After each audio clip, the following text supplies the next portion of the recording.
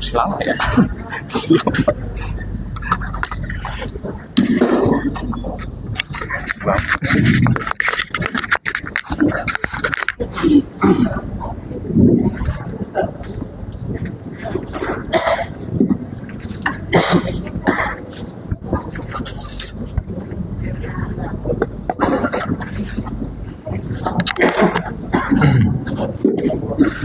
Bismillah.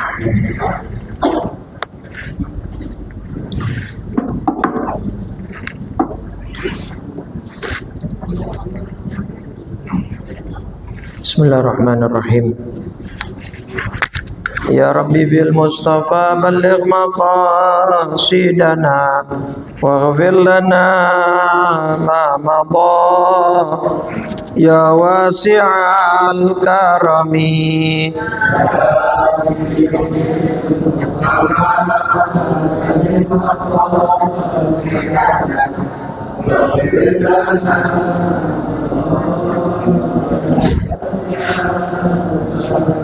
Muhammadun sayyidul kaunaini wa thaqalaini wal fariqaini min urbin wa min ajami.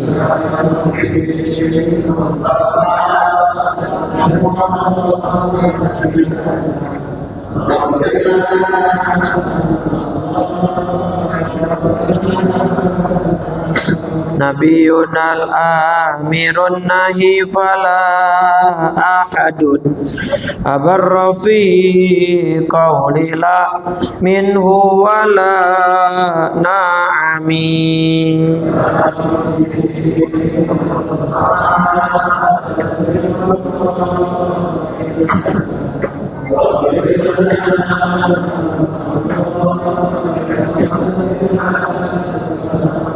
Huwal habibul ladzi turja syafa'atuhu likulli hawlim minal ahwali muqtahami.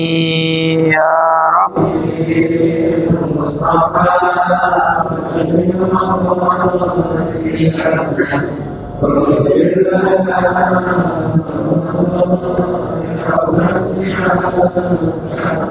Abiyatuha qad atat sitina ma'mi'atin farrij biha karbana ya wasi'al karami.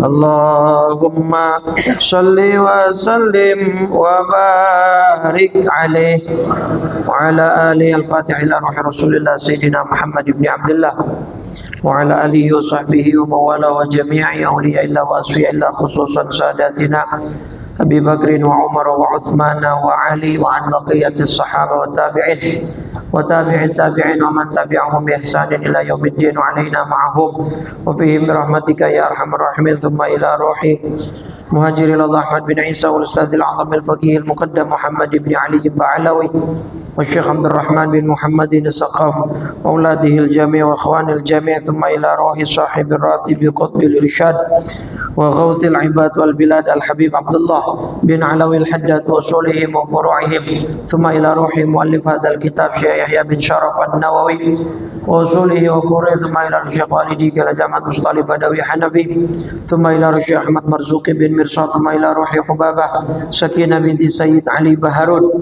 Thumma ila ruhi min ulama wa ali keluarga besar ulama jami'an. Thumma ila ruhi amwatina wa umatil muslimin ajma'in. Anna Allah al-Karim taghashana taghashahum min rahmah wal maghfirah wa yu'idu alaina min barakatihim wa ulumihim wa nafahatihim fid din wad dunya wal akhirah wa ala niyatil futuh wal munuh wal rusuh wa taubatin nasuh wa salahil jasadi war ruh wa ila على حضرة النبي. الفاتحة.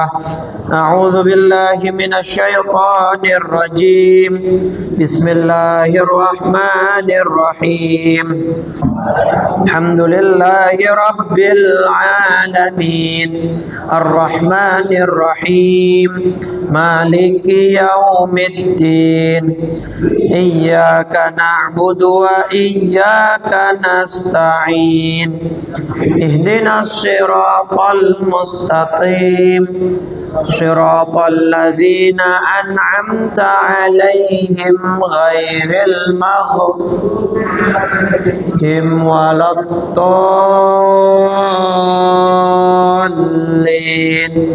آمين. بسم الله الرحمن الرحيم. نويت التعلم والتعليم والتذكر والتذكير والنفع والانتفاع والإفادة والاستفادة والحث على التمسك بكتاب الله وبسنة رسول الله صلى الله عليه وسلم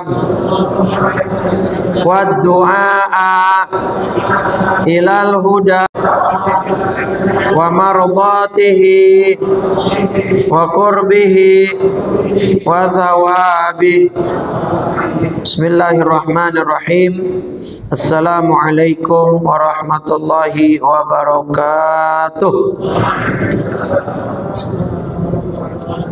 Alhamdulillahi rabbil alamin wal aqibatu lil muttaqin wala udwana illa ala zalimin wassalatu wassalamu ala ashrafil anbiya wa khatamil mursalin sayyidina wa nabiyyina wa maulana Muhammadin wa ala alihi wa ashabihi ajma'in. Subhanaka la ilma lana illa ma 'allamtana innaka antal alimul hakim. Rabbi shrah li sadri wa yassir li amri wahlul 'uqdatam min lisani yafqahu saddid lisani wahdi qalbi bihaqqi sayyidina Muhammadin sallallahu alaihi wasallam. Amma ba'du. Faya yuhal hadirun wal hadirat, seluruh jamaah dan pengurus Masjid Jami' Nurul Amal. Alhamdulillah, malam ini kita akan kembali melanjutkan ta'lim kita. Mudah-mudahan niat kita, ibadah kita, gerak-gerik kita semua bernilai ibadah dan mendapatkan pahala di sisi Allah Subhanahu wa taala. Salawat teriring salam tak lupa senantiasa kita curah limpahkan kepada junjungan kita baginda Nabi besar Muhammad beserta seluruh keluarga, para sahabat dan pengikutnya hingga yaumil qiyamah. Mudah-mudahan kita semua yang hadir kelak mendapat syafaatnya di yaumil qiyamah nanti. Amin ya rabbal. Sekarang Riyadhus Shalihin ya. Hadis kok 8 dalam bab tawakal. Udah hadis ke-8. 7-nya udah emang.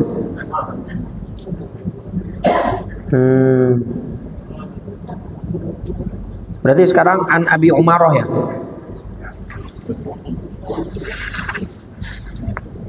Yang an Umar udah.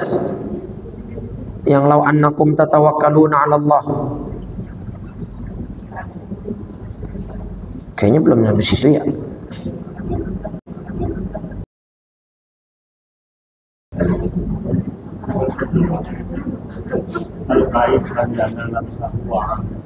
Al-Qais. Oh, berarti masih bab takwa.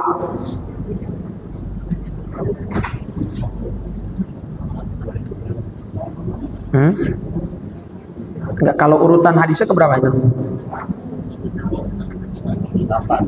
Enggak, itunya yang urutan secara keseluruhan dari awal. 67 sudah ya Al-Kais ya berarti ya. Berarti sekarang 68 atau hadis ke-8 ya, masih bab takwa. Bukan, bab apa namanya? Bab muraqabah. Oke. Bismillahirrahmanirrahim. Qala Syekhul Muallif rahimahullah wa adaman naf'a bihi wa bi barakati ulumihi wa bikum fid daraini amin. Radhiyallahu anna wa ankum. As-saminu bab ke-8 hadis ke-8 atau 67 ya. An Abi Hurairah radhiyallahu anhu qala qala Rasulullah sallallahu alaihi wasallam min husni islamil mar'i tarkuhu ma la ya'ni. Haditsun hasan rawahu Tirmidzi wa ghairuhu. Hadis Tirmidzi nomornya 2318. Oke. Di hadis ini masih tentang bab muraqabah. Bab apa namanya? Pengawasan Allah gitu ya, muraqabah, merasa selalu diawasi. Hadis ke-8 ini di bab muraqabah Nabi bersabda di antara tanda baiknya Islam seseorang adalah dia mampu meninggalkan sesuatu yang tidak makna baginya. Jadi Islam seseorang dia tidak mengadakan atau tidak melakukan hal yang sia-sia bagi dirinya. Sia-sia dari urusan dunia maupun urusan akhirat. Pokoknya nggak berguna aja, nggak bermanfaat, nggak bermakna buat dia. Nah terus dia tinggalin. Maka itu dia termasuk orang yang terkategori Islamnya baik, bagus. Nah maksudnya apa? Ya kan kalau dalam kehidupan sehari-hari kita sering kadang diantara yang gak berguna itu apa? Bengong, ada gunanya gak bengong? Kalau main game sih kalau anak sekarang kayaknya susah dilarang, paling enggak harus ketat pengawasannya. Kadang kalau dilarang juga malah nanti buruk dampaknya, malah main di belakang kita, malah bohong segala macem gitu ya.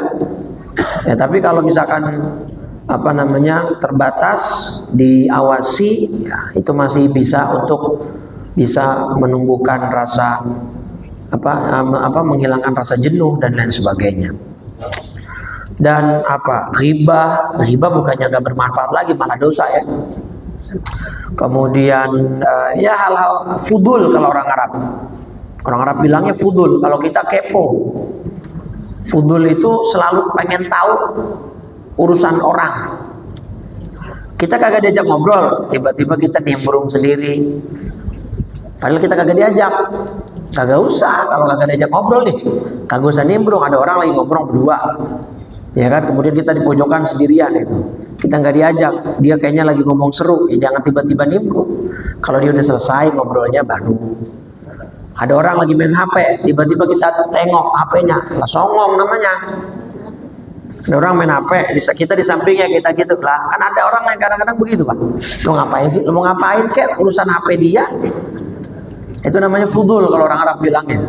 Nah itu termasuk hal yang bagian dari akhlakul mazmumah, akhlak tidak baik, ya, akhlak tercela. Sebaiknya hindari. Nah jadi hal-hal yang tidak berguna bagi dia, ya hal-hal yang tidak bermakna, tidak bermanfaat, hendaknya ditinggalkan. Karena Allah Subhanahu wa Ta'ala itu selalu mengawasi. Ulama-ulama dulu itu Pak sampai benar-benar sama dia itu diatur Pak, per menit per jamnya itu dia ngapain, jam sekian harus kemana, harus ngapain, lakukan apa. Kalau ada di schedule-nya yang nggak bermanfaat nanti diganti dengan yang lain gitu ya. Jadi itu bukan sesuatu yang menjadi keharusan sih ya. Pokoknya batasannya selama nggak dosa aja gitu. Kayak mancing bermanfaat gak? Bagi sebagian orang ya Sangat bermanfaat, Pak. Sangat berguna. Nah, jadi paling enggak mancingnya jangan bikin enggak sholat, nah kan gitu. Cuman kalau dia bisa meninggalkan atau mengganti dengan kegiatan yang lebih bermanfaat kan tentunya lebih baik. Tapi kalau bagi dia itu baik ya silakan, asal jangan sampai meninggalkan kewajiban sebagai seorang muslim. Ya kalau ketika gara-gara mancing nggak sholat, berarti mancingnya jadi tidak baik, tidak berkah, gitu kan? Udah mancingnya lama banget, pulang gak kebawa ikan, akhirnya dibeli di pasar apa dia, takut diomelin sama bininya, mancing doang lama, dapetnya kagak. Ya. Jadi kita tuh minimal melakukan sesuatu jangan yang haram aja, itu udah prestasi sebenarnya. Jangan yang dosa, gitu ya. Nah nanti kalau mau next levelnya, mau naik lagi derajatnya ya, jangan hanya menghindari yang haram, tetapi menghindari hal-hal yang tidak berguna, gitu loh. Jadi ini hadis berbicara tentang the next levelnya, Pak, level yang terbaiknya seorang muslim. Tapi kalau seorang muslim sudah bisa dan mampu menghindari yang dosa saja, itu sudah prestasi, sudah bagus, gitu loh. Betul nggak? Ya kayak misalkan gini, daripada dia batal puasa, mendingan tidur. Benar nggak? Makanya ada kalimat naumus shaim ibadah. Puasanya orang yang tidur ibadah. Itu kalau dibandingkan daripada dia melakukan dosa, gitu loh. Tetapi kalau dibandingkan bagusan mana? Tidur sama baca Quran. Nah, baca Quran, maka tidurnya ketika dihadapkan pada kegiatan baca Quran, tidur menjadi kegiatan yang tidak bermakna. Paham gak? Tetapi kalau dihadapkan pada sesuatu yang dosa, yang haram, maka lebih baik tidur, kan gitu. Levelnya nanti beda-beda. Makanya orang-orang soleh, orang-orang alim itu lambungnya jauh dari kasur. Paham gak? Lambungnya jauh dari mananya? Jarang tidur. Wah, ini kayak bapak-bapak nih, lambungnya jauh dari kasur karena tidurnya duduk pas lagi khutbah lagi. Khutbah Jumat, ya Allah. Saya di beberapa kantor kalau tugas khutbah itu nggak jarang nemuin karyawan tidur sampai ngorok, Pak. Iya, ya, saya sih husnuzon, saya nggak melarang. Saya mendingan ada yang tidur dah daripada main HP. Saya lagi khotbah ada orang main HP, gedek luar biasa saya. Kalau tidur masih bisa saya maklumin, Pak, dan dalam fikihnya pun tidak membatalkan khutbahnya, tidak membuat sia-sia. Paling tidak yang nggak dapat manfaat ceramahnya aja. Tapi kalau yang main game, aduh, pernah saya tegur tuh, Pak. Salah satu kantor saya jadi khotib, belakang yang karyawan-karyawan muda lagi pada mabar. Lah saya khotbah dia begini, Pak. Oh, saya sindir langsung. Pak, gimana kita hidup mau maju, mau bener?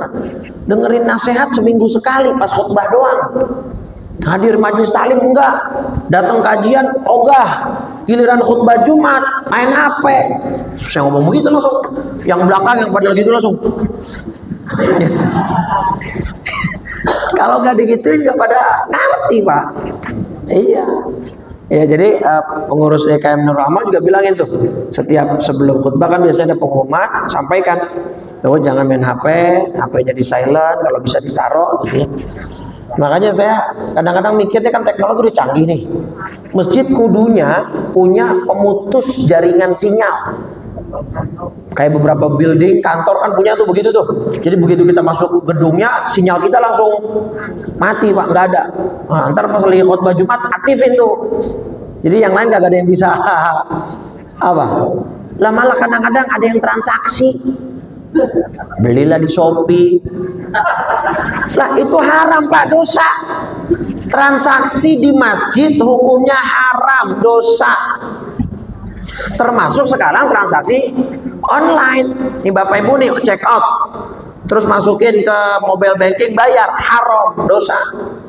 Gitu, walaupun mungkin jual belinya sah, akadnya kadang, tetapi haram dosa. Lah ini bayangin lagi khutbah, ya dia beli barang check out di Shopee atau Tokopedia. La haula wala quwata illa billah. Malaikat juga bingung nyatetnya itu. Ini kagak dicatat datang tapi dia datang. Kalau dicatat datang tapi dia kagak dengerin malah main HP. La ilaha illallah. Dah, nih tatajafa junubuhum 'anil madaji'. Lambung mereka jauh dari tempat tidurnya. Itu ciri-ciri orang bertakwa ya. Yad'una rabbahum khaufan wa tama'an. Mereka berdoa kepada Allah dengan rasa takut dan penuh harap. Surat As-Sajdah surat 32 ayat 16. Nah itu. Nah maka tidur di malam hari ketika dihadapkan dengan sholat tahajud, maka tidur menjadi sesuatu yang tidak bermakna karena nggak terlalu banyak tidurnya. Tetapi kalau tidur dihadapkan dengan tadi misalkan dia istirahat biar sehat karena dia lagi sakit, maka tidurnya jadi bermakna. Jadi kita harus punya tuh map planning map begitu tuh. Jadi hidup kita tuh harus tersusun rapi supaya kita tidak masuk kegiatan yang sia-sia, apalagi yang dosa. Jadi ulama dulu itu Bapak Ibu, jangankan yang haram, yang dosa, yang mubah aja kadang-kadang dibatasi. Contoh makan, kan mubah ya. Cuman kalau makan haram ya jadi dosa jelas. Cuman secara dasar hukum makan ya boleh. Ya, asal jangan yang haram, asal yang halal dan thayyib boleh. Tetapi beberapa ulama membatasi tuh makan. Makanya ada mujahadah, ada makan. Kalau sekarang sih lebih keren namanya intermittent fasting. Kalau itu kan tujuan goalsnya buat kesehatan. Kalau ulama dulu tujuannya goalsnya buat pendekatan kepada Allah. Karena kalau orang terlalu banyak kenyang, badan terasa berat buat ibadah, rasa kantuk sering datang gitu. Jadi mereka nggak mau tuh begitu. Bahkan beberapa ulama sampai ada yang melihara binatang di bawah kasur tuh. Kalau orang Jawa ngomongnya kepinding, apa tindih tuh. Bangsat kalau kita. Yang suka gigitin. Kadang-kadang tuh di kasur yang lembab, yang jarang dijemur, itu yang jorok dah. Itu sama beberapa ulama malah dipelihara supaya tidurnya nggak nyenyak, supaya bisa bangun. Kalau kita mata balik, gimana caranya biar tidurnya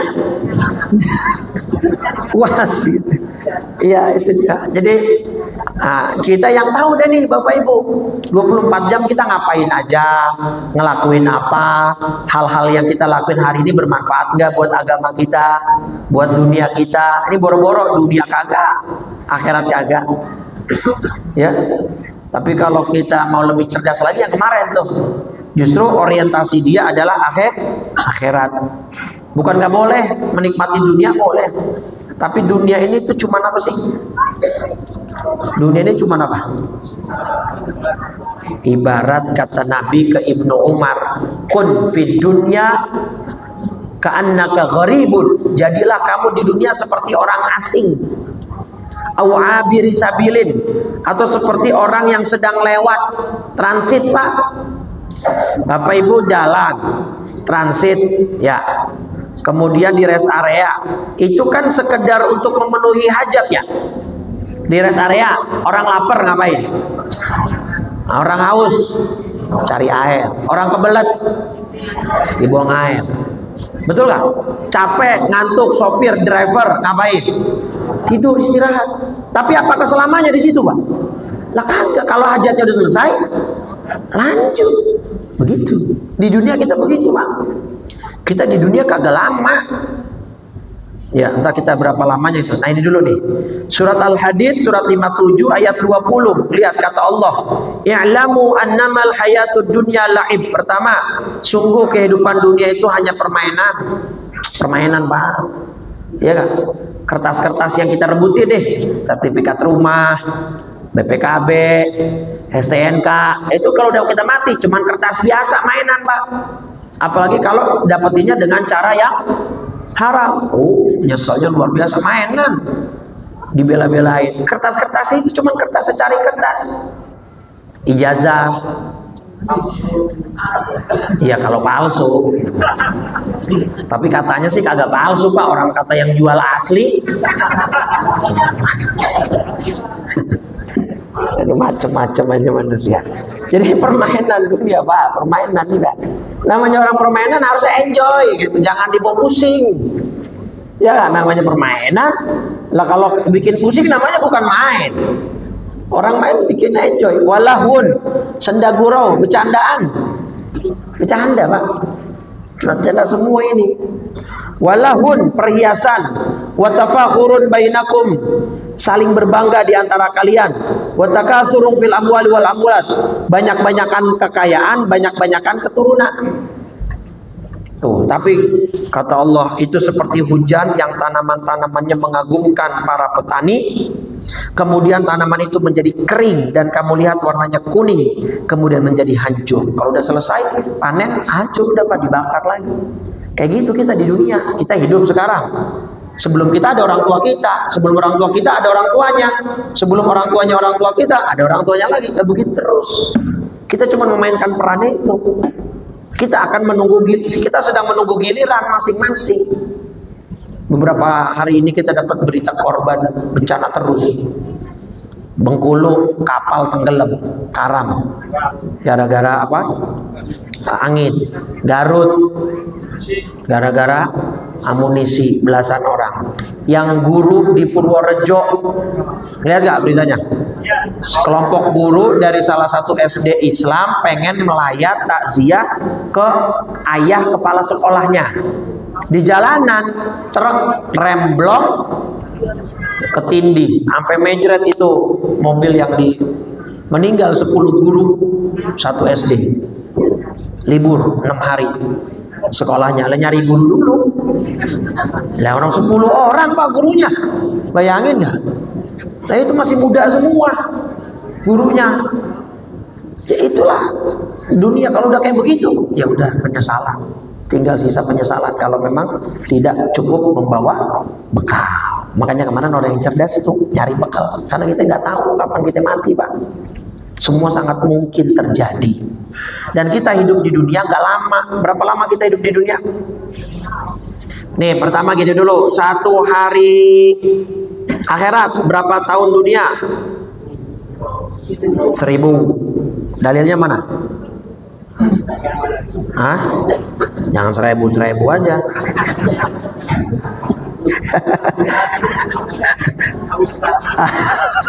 Surat Al-Hajj ya, surat 22 ayat 47. Wa inna yawman 'inda rabbika ka alfi sanatin mimma ta'uddun. Dan sesungguhnya satu hari di sisi Tuhanmu Allah seperti 1000 tahun menurut perhitunganmu. Al-Hajj 22 ayat 47. Oke, kita hitung-hitungan kasar ya. 1000 tahun Pak itu sama dengan 1 hari sama dengan 1000 tahun, ya Kak. Kalau misalnya umur manusia, berarti ini kan 24 jam, berarti kan 1000 tahun gitu kan. 3 jam itu berarti nanti ketemu 125 tahun. 3 jam akhirat. 1,5 jam akhirat itu sama dengan 62,5 tahun dunia. Jadi kalau rata-rata umur umat Nabi 63 tahun, kalau hitungan akhirat kita hidup cuma 1,5 jam, bukan hari itu. 1,5 jam. Jadi makanya kata Allah dalam surat Al-Mu'minun nih, ntar orang berdebat Pak, ditanya sama Allah, kalian hidup di dunia berapa lama? Kata Allah di surat Al-Mu'minun surat 23 ayat 112 nih. Allah berfirman, kam labithtum fil ardi adada sinin. Berapa tahunkah lamanya kalian tinggal di bumi? Separoh jawab, qalu labithna yauman. Kayaknya kita tinggal di bumi 1 hari deh. Tuh. Udah mulai berasa. Karena di akhirat waktunya begitu lama, panjang. Berarti kita di dunia cuma sehari itu mah. Kata yang separuh, au ba'dha yaumin, kagak, boro-boro sehari, cuma setengah hari kita. Tuh Pak. Fas'alil adin, tanyakanlah kepada mereka coba yang hitung ukuran setengah jam itu pun kalau umurnya 63. Kalau wafat sebelum itu berarti ukuran akhiratnya lebih pendek.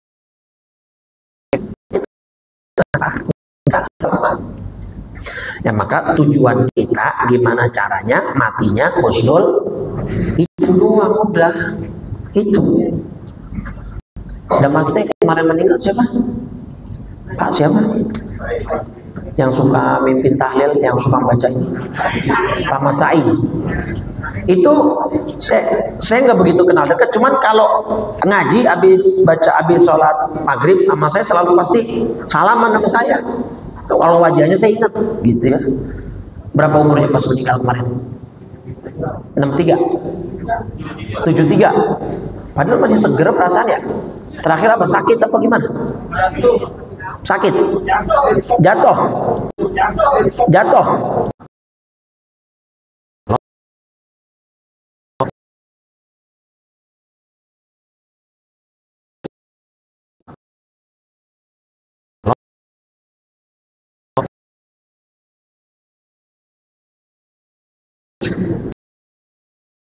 Waktu kita Pak.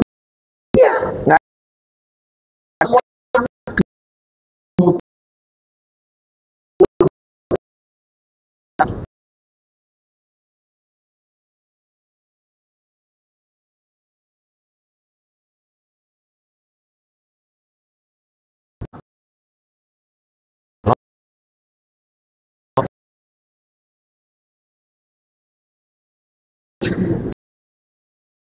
Waktu kita Pak. Iya, enggak.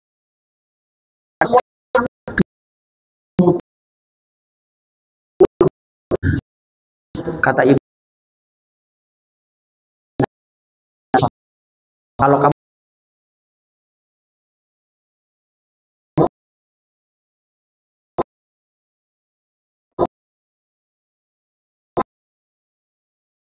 pengen berbuat mas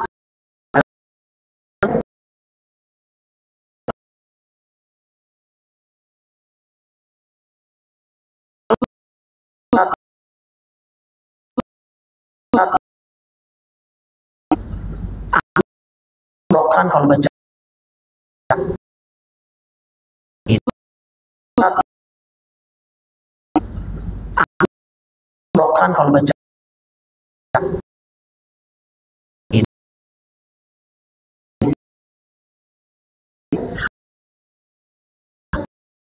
enggak.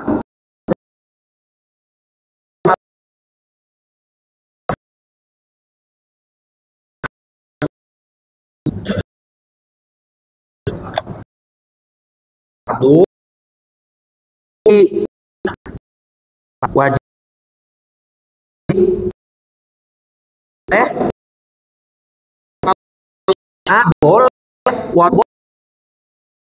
boleh banget tahajud. Nih hadisnya Bukhari nomor 1115. Sahabat 115. Sahabat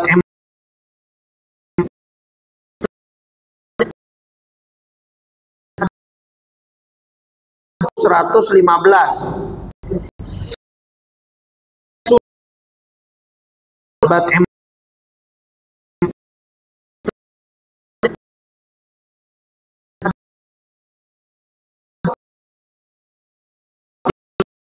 bagus. Tapi waman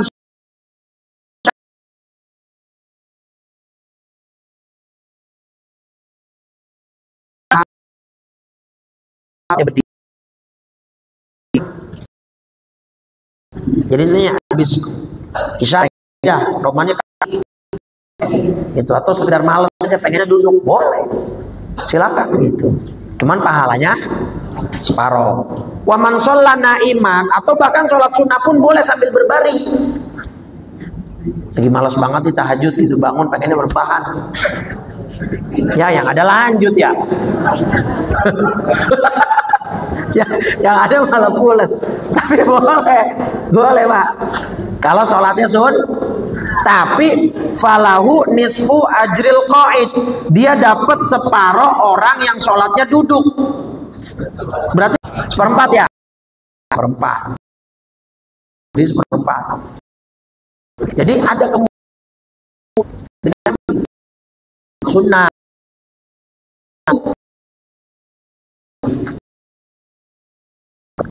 Jadi sebenarnya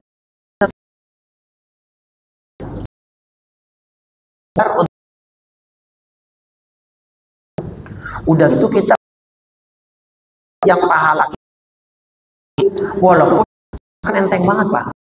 Di beberapa umat kalau mau harus digunakan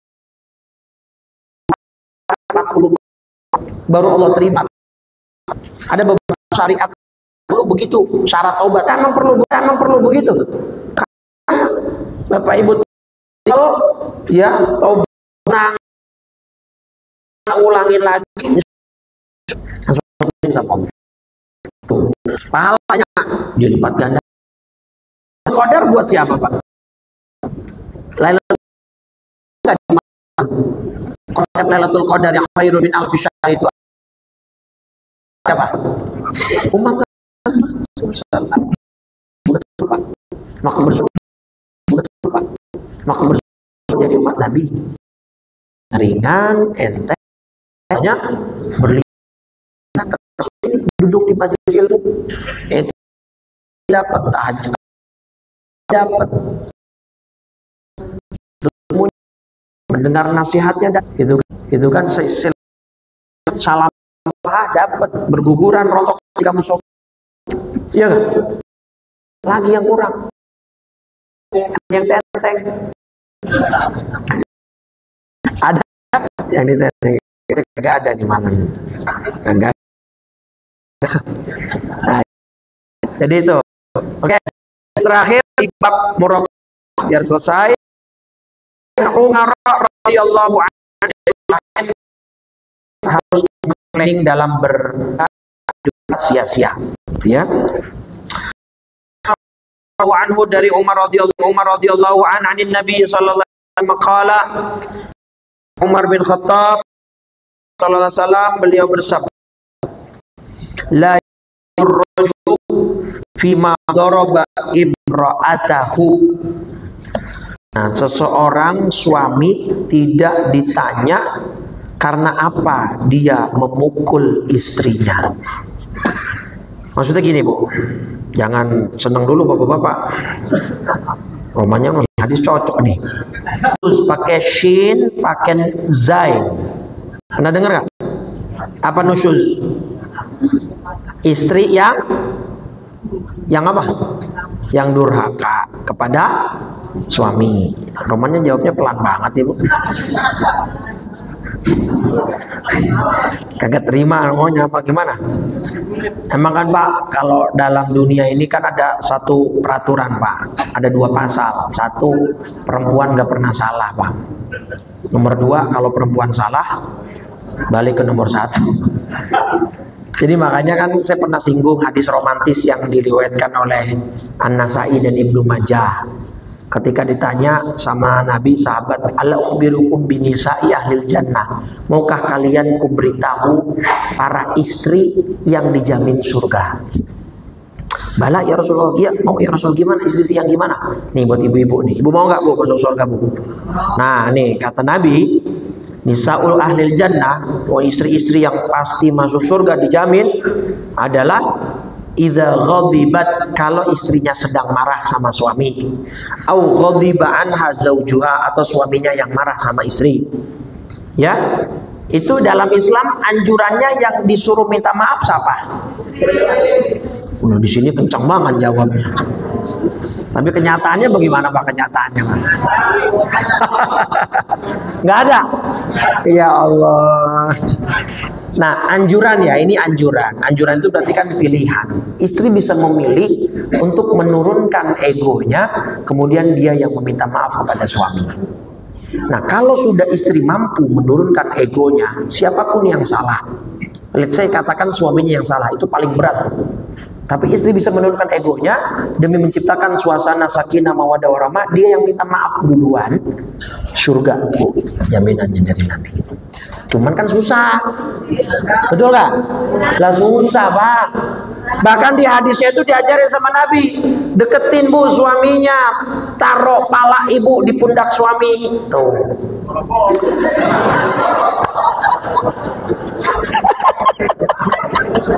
Ramadan pengalaman banget itu.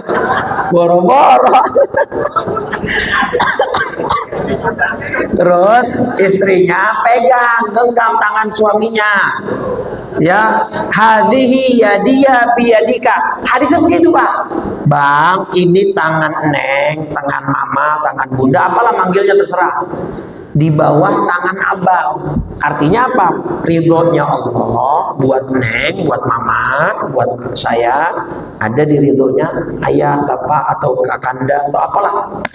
Maka la aktahilu bi ghumdin hatta tarda. Mama nggak bisa tidur nyenyak kalau papa masih marah. Gitu. Maafin mama ya Pak. Wah, kalau udah bisa begitu, malaikat juga angkat topi itu. Bener gak? Pak, cuma kan susah.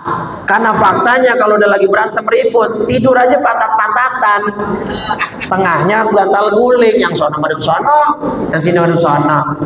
Dan perempuan biasanya kalau lagi marah sama lakinya begitu, kekuatannya meningkat 100%. Biasanya angkat galon kagak kuat. Dia kuat angkat galon sendiri. Ya, biasanya takut nih ganti gas, ganti sendiri. Cuman sambil digomprang-gomprangin biar suaminya tahu nih masih marah gitu. Nah tuh kalau istri bisa meredakan nafsu dan egonya, dia yang datang ke suami minta maaf duluan walaupun suaminya yang salah. Ini anjuran ya, bukan kewajiban. Makanya balasannya langsung surga. Terserah pilihan itu, terserah pilihan seorang istri gitu kan. Kalau mau seperti itu langsung surga dari Nabi Muhammad SAW. Nah bu, biasanya suami kalau istrinya udah begitu duluan, luluh biasanya. Luluh insya Allah luluh. Bener dah luluh, serius. Ya kan sambil ibunya sambil manja-manja dikit gitu kan. Itu insya Allah ntar suaminya langsung, iya ma aku yang salah kok, aku juga minta maaf ya kan, jadi enak. Saling memaafkan, saling meminta maaf. Akhirnya udah adem lagi. Ntar suaminya berbisik, ayo mas siap-siap kita ke toko emas. Hah? Bukan, maksudnya mau jual, bukan mau beli, gitu. Nah, nih ayat nusyuz, Bapak Ibu, kan memang ada konteks gini tahapannya. Wallati takhafuna nusyuzahunna, An-Nisa surat 4 ayat 34. Perempuan-perempuan yang kamu khawatirkan akan nusyuz, hendaklah kamu beri nasihat kepada mereka. Pertama, step pertama nasihat. Fa'idhuhunna, bilangin. Ya kalau untuk nasihatin suami jangan diajarin, paling jago. Cuman bapak-bapak juga jangan bisa nanya nasihatin doang Pak. Mah kalau masak tuh yang beneran dikit biar enak, biar laki betah di rumah. Lah duitnya kagak dikasih. Apa yang mau dimasak?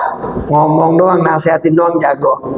Nah tapi ini nasihatin, mama perempuan gak boleh pakai pakaian kebuka. Kamu ini punya suami, saya suami mama. Maka kalau keluar kondangan apa segala macam pakai pakaian yang baik. Itu kan nasihat tuh. Kalau mau keluar izin. Termasuk tuh habis pengajian nih, misalkan pagi-pagi pengajiannya duha jam 8, pulang-pulang jam 1 siang. Kagak izin sama suaminya, itu salah. Walaupun mungkin udah izin untuk pergi ngaji, kan izin cuma buat pergi ngaji Pak, Bu. Tapi pulang ngaji sambil ngebaso dulu, nyeblak dulu, pamit lagi. Ya, ini diajak ibu-ibu pengajian ngebaso. Boleh nggak? Izin Bu, begitu. Lah di zamannya Imam Ghazali ada perempuan istri, lakinya pergi kerja, pesan dari suaminya cuma satu, jangan keluar rumah apapun yang terjadi, titik. Begitu suaminya lagi kerja di luar rumah, LDR beda kota, ibunya si istri meninggal. Datang keluarganya ngasih kabar, Neng ibu lu meninggal. Ya Allah, laki saya lagi kerja. Nah, zaman dulu, zaman Imam Ghazali belum ada HP, jadi minta izinnya nggak bisa. Pesannya cuma satu, saya nggak boleh keluar rumah. Tapi ini ibu kamu, nggak bisa. Maaf ya, tapi tetap nangis Pak Sandilah. Anak pengen lihat emaknya, tetapi itu saking dia taat sama suaminya seperti itu, kata Imam Ghazali, pada akhirnya si istri itu husnul khotimah dan banyak dimimpikan oleh para ulama zamannya.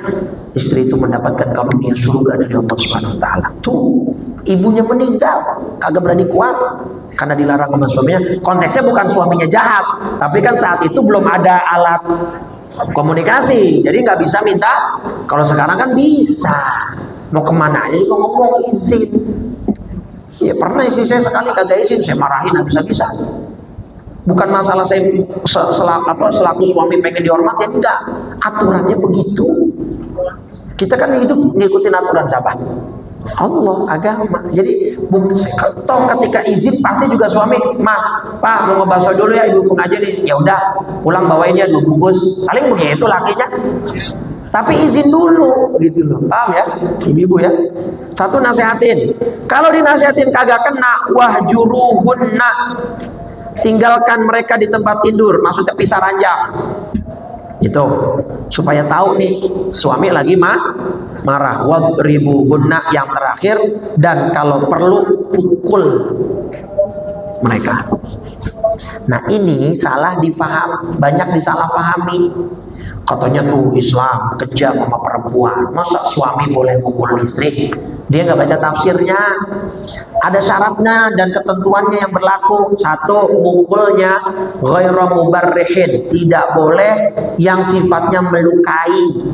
Atau yang kedua, fi makanin, di tempat-tempat yang tidak vital. Nggak boleh di perut, nggak boleh di leher, nggak boleh di wajah, nggak boleh di alat kelamin. Paham? Yang vital-vital nggak boleh. Dan yang paling penting nomor 3, mukulnya paling maksimal cuma pakai sekedar kayak siwak atau pensil.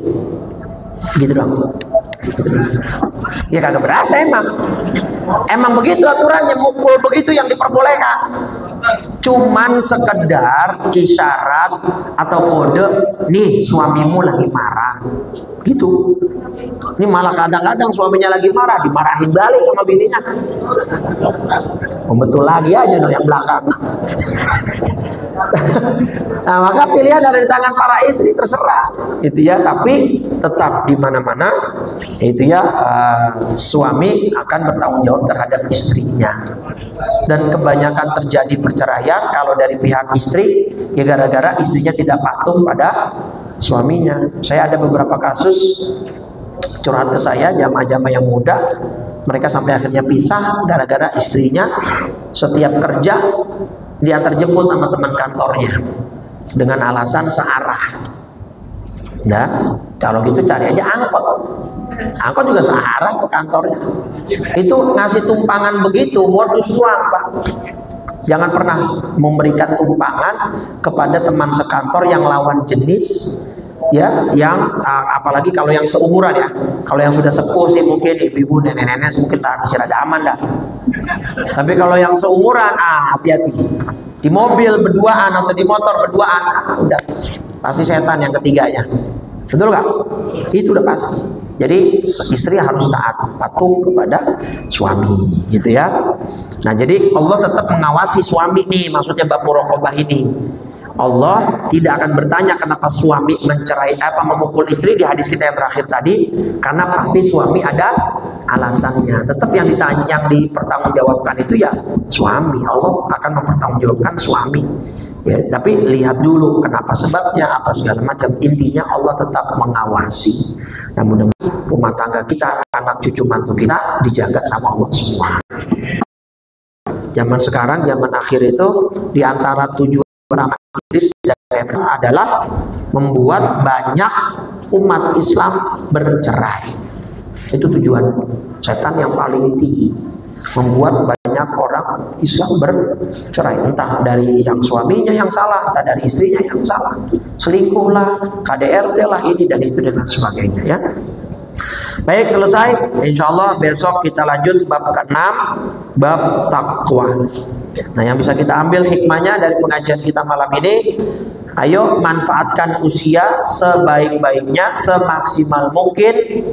Jangan biarkan usia kita terbuang sia-sia. Karena kita berpacu dengan waktu, kita semakin hari semakin dekat dengan waktu kematian kita.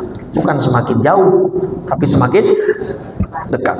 Baik, itu yang bisa saya sampaikan pada malam hari ini. Mudah-mudahan bermanfaat. Kita buka salam ahlul bait. Ini udah di pertengahan malam di pertengahan Dzulqa'dah. Sebentar lagi Dzulhijjah. Masjid Nurul Amal sudah menyediakan fasilitas untuk kurban bagi yang punya rezeki, ya. Saya himbau, saya ajak, ayo kita berkurban. Jangan alasan udah Ustaz tahun kemarin. Lah kurban itu kesunahannya tiap tahun. Kalau alasan begitu terus gak mau korban, ntar dibalikin sama Allah. Ya udah lu hari ini gak usah napas ya, kemarin kan udah napas. Gimana Pak? Gak bisa, kesunahan korban tiap tahun. Bagi yang punya kelebihan harta, ya itu dianjurkan sekali. Bahkan Ibnu Abbas sampai punya pendapat pribadi, boleh korban bagi orang yang sangat miskin dan susah ekonomi, boleh pakai unggas, ayam atau bebek. Tapi itu pendapat Ibnu Abbas. Ini rahasia aja, kasih tahu siapa-siapa. Itu pendapat pribadi yang tidak dipakai di mazhab fikih manapun. Cuma garis bawahnya, kenapa Imam Ibnu Abbas membolehkan seperti itu? Demi setiap orang Islam yang mampu dan bisa mengalirkan darah. Karena bahasa hadisnya mamin amalin afdhala fi yaumin nahri min iraqatid dam atau kama qala Rasulullah sallallahu alaihi wasallam. Tidak ada ibadah yang paling bagus dilakukan di tanggal 10 melebihi mengalirkan darah. Nah, ayam ada darahnya kan? Bebek ada darahnya. Maka kata Ibnu Abbas boleh bagi orang yang sangat amat susah ekonominya. Tapi tetap itu nggak bisa digunain di fikih mazhab manapun. Garis bawahnya penekanannya pada kesempatan berkurbannya jangan dilewatkan. Ya. Tapi nggak boleh bawa ayam. Nah, kalau kemari bawa ayam menurut lama. Ya Gus, ini saya bawa ayam. Bah potongnya diri Pak. Kalau ayam mah pakai bawa kemari. Udah bawanya ayam pesen lagi. Saya pesen dada, paha, sama sayap. Lah, ayam. Gitu ya. Jadi kalau bisa ayo berkurban. Nurul Amal menyediakan dan memfasilitasi semuanya. Baik. Bismillahirrahmanirrahim. Assalamualaikum ya Rasulullah, waalaikum ya Aba Fatimah. Assalamualaikum.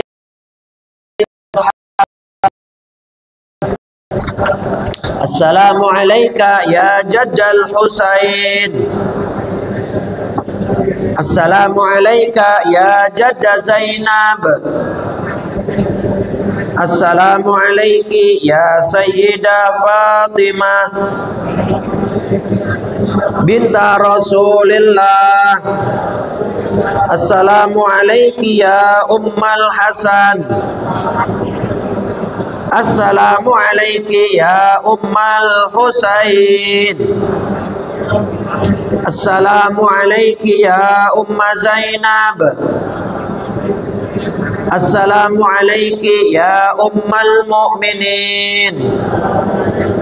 Ya Sayyidah Khadijah binta Khuwailid. Assalamualaikum ya Umma Fatimah. Assalamualaikum ya Umma Rasulillah. Ya Sayyidah Aminata binta Wahbin. Assalamualaikum ya Amirul Mu'minin. Ya Ali ibn Abi Talib. Assalamualaikum ya Abul Hasan. Assalamualaikum ya Abul Husain. Assalamualaikum ya Aba Zainab. Assalamualaikum ya ummata Muhammad fi masyariqil ardi wa magharibihi wa barakatuh. Afdalu ma qultuhu ana wan nabiyyuna min qabli la ilaha la ilaha la ilaha Muhammadur Rasulullah sallallahu alaihi wasallam kalimatu haqqin 'alaiha nahya wa 'alaiha namut wa biha nub'atsu insyaallah ta'ala minal aminin. Allahumma inna nas'alukal huda wat tuqa wal 'afafa wal ghina. Allahumma ati nufusana taqwaha wa zakkiha anta khairu man zakkaha anta waliyuha wa maulaha bi rahmatika ya arhamar rahimin. Allahumma inna nas'aluka husnal khatimah wa na'udzubika min syarril 'aqibati wa su'il khatimah. Ya muhawwilal hawli wal ahwal hawwil ahwalana ila ahsanil hal. Rabbana atina fid dunya hasanah fil akhirati hasanah wa qina adzaban nar. Wa sallallahu ala sayyidina Muhammadin wa ala alihi wa sahbihi wa sallam walhamdulillahi rabbil alamin. Subhanakallahumma wa bihamdika asyhadu an la ilaha illa anta astaghfiruka wa atubu ilaika. Assalamualaikum warahmatullahi wabarakatuh.